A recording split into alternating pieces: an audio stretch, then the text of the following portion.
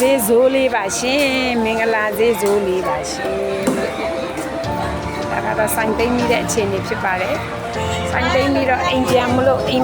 စောင့်တယ်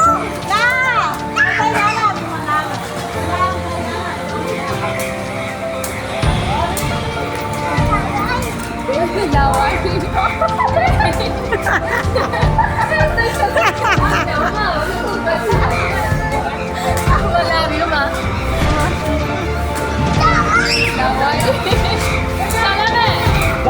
ဘုံကြမယ်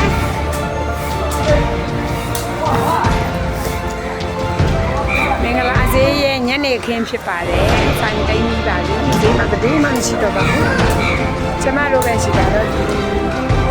ဒါကတော့ဆိုင်သိမ်းပြီးတော့မင်းတို့ကလေးတွေနဲ့